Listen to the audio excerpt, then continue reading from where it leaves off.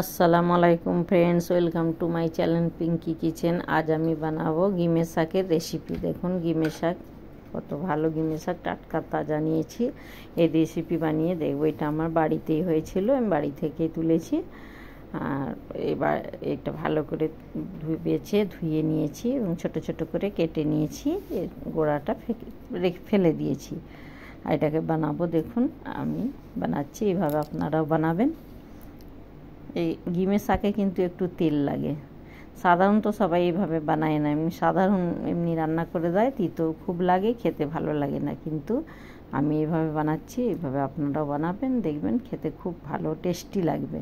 আর এটা খুব ফায়দামন্দ আছে। এটা একটু তেলে এই শাকটাকে একটু ভেজে নিতে হয়, একটু লবণ দিয়ে। এইটা লবণ দিয়ে ভেজে নিলে একটু তিতোটা কম লাগবে, খেতেও খুব টেস্টি লাগবে, সুস্বাদু লাগবে, খেতে ভালো লাগবে। তিতো জিনিস একটু ভালো করে রান্না করলে তবে ভালো লাগে, খেতে ভালো লাগে। একটু ভাজা হচ্ছে, ভাজা করে নিচ্ছি। আর এটা ডায়াবেটিস পেশেন্ট, সুগার পেশেন্টের জন্য ভালো, এবং স্কিনে যাদের প্রবলেমস আছে তাদের জন্য এটা ফায়দামন্দ। এটা তবে রোজ রোজ খাওয়া যায় না, এটা তিতো তো একটু গরম থাকে, তাই মাসে এক দুবার খেতে পারেন, মাসে এক দুবার খাওয়া যায়, ফায়দা দেবে। তো এটা ভাজা হয়ে গেছে, এবার আমি তুলে নেব। দেখুন কি সুন্দর হয়েছে, একটুখানি হয়ে গেছে ভেজে। খুব বেশি এটা দিলে শাকটা তিতো লাগবে বেশি, তাই এতটাই দিয়েছি। এর সঙ্গে কিন্তু আলু একটু লাগে, আর একটু তেল লাগে, আর একটু তেল দিলাম, একটু তেল পেঁয়াজ একটা লাগে। এটা শুধু বিনা আলুতে এটা বানালে ঠিকঠাক লাগে না, খুব তিতো লাগে, তো একটু সামান্য আলু দিয়েই বানাতে হয়। যদিও সুগার পেশেন্ট খায়, তবুও তিতো আছে তো আলুটা ব্যালেন্সে রেখে দেবে। আর কম করে আলু দিলেই হবে, একদম ছোট ছোট আলু দিয়ে। আমার কাছে এখন উপস্থিত ছোট আলু নাই, মাঝারি আলু ছিল, তাই ছোট করে কেটে নিয়েছি। কিন্তু ছোট আলু দিয়েই একটা বেশি ভালো হয়, একদম ছোট ছোট গোল গোল সাইজের আলু দিয়ে। খোসা সমেত আলু পাতলা পাতলা করে কেটে দিলেও আবার বেশি সুস্বাদু হয়। যাই হোক, আমি এইভাবে আলুটা কেটেছি। পেঁয়াজ আর আলুটা ভালো করে একটু লাল করে নেবো তেলে।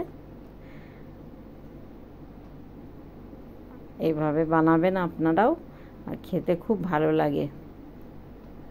দেখুন পেঁয়াজ আর আলুর রঙটা একটু চেঞ্জ হয়েছে, দিয়ে দেবো কাঁচা লঙ্কা। আমি একটু বেশি কাঁচা লঙ্কা দিয়েই তরকারি রান্না করি, বা রেসিপি সবগুলোই কাঁচা লঙ্কাই বেশি থাকে। কাঁচা লঙ্কা শরীরের পক্ষে ফায়দামন্দ আছে, সেই জন্য। শুকনো লঙ্কা ক্ষতি করে, সেই জন্য শুকনো লঙ্কা আমি একটু কমই দিই।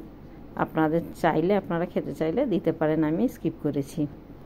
রসুন বাটা দিয়েছি এতে, আর রসুন বাটাই খালি লাগে, আর তেমন কিছু মশলা লাগে না। আর শুকনো একটু এই যেমন নুনটা তো, লবণ তো দিতেই হয়, স্বাদ মতো লবণ, আর একটু হলুদ গুঁড়ো দিয়ে দেবো, একটু লঙ্কার গুঁড়ো সামান্য দেবো, বেশি দেবো না।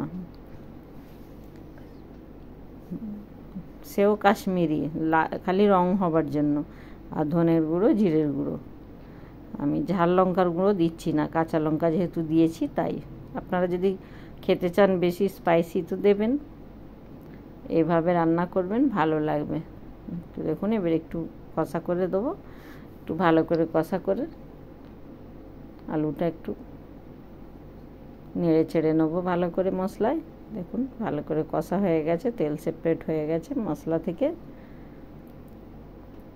কি সুন্দর রং এসেছে, একটু গন্ধও বেশ ভালো ছেড়েছে। এইভাবে আপনারা বানাবেন। এবার আমি পানি দেবো, আলুটা সিদ্ধ হবার মতো পানি দিয়েছি। চাপা দিয়ে দেবো, চাপা দিয়ে 5 মিনিট হাই ফ্লেমে রাখবো। খুলে দেখে নেবো 5 মিনিট পর আলুটা সেদ্ধ হলো কি না, এবং পানিটা কতটা আছে। যদি আলু কম সেদ্ধ হয়ে থাকে তো আবার পানি দিতে হবে, কিন্তু হয়ে গেছে আলু সেদ্ধ। এবং আমি ভাজা শাকটা এবার দিয়ে দেবো, দিয়ে একটু চাপা দেবো, একটু আলুগুলোর ওপর চাপিয়ে দেবো, শাকটাও সিদ্ধ হয়ে যাবে, আর আলুতে শাকের তিতোর পরিমাণটাও চলে যাবে। তাই চাপা দিয়ে দেবো হালকা করে, আর লো ফ্লেমে করে দেবো এবার গ্যাস। দেখুন গ্যাসের ফ্লেম লো করে দিয়েছি। এবার আমার এই রেসিপি, গিমের শাকের রেসিপি রেডি হয়ে গেছে। এবার আমি দেখি সিদ্ধ হয়েছে কি না আলু। শাকটাও একটু নেড়ে কেটে দেবো, একটু নেড়ে চেড়ে আলুর সঙ্গে একটু মাখিয়ে দেবো। আলুও সিদ্ধ হয়ে গেছে, দেখুন আলু সিদ্ধ হয়ে গেছে, শাকও সিদ্ধ হয়ে গেছে। বেশ একটু ভালোই, খুব সুন্দর লাগছে দেখতে, বেশ ভালো লাগবে। আর খুব সহজ পদ্ধতিতে তাড়াতাড়ি বেনে যায়, একদম ভালোভাবে। এটা বাজারেও কিনতে পাওয়া যায়, বাড়িতেও থাকে। তো আমার বাড়িতে পরিষ্কার ভালো জায়গায় ছিল বাগানে, আমি তুলে রান্না করেছি। এবার আমার গ্যাসের ফ্লেম বন্ধ করে দিয়েছি, ডিশ আউট করে নিয়েছি। দেখুন আমার গিমের শাকের রেসিপি রেডি হয়ে গেছে, কত সুন্দর দেখতে লাগছে। দেখুন আমার গিমের শাকের রেসিপি রেডি হয়ে গেছে। পছন্দ হলে লাইক, শেয়ার, সাবস্ক্রাইব করবেন, কমেন্টস করে জানাবেন। আল্লাহ হাফিজ।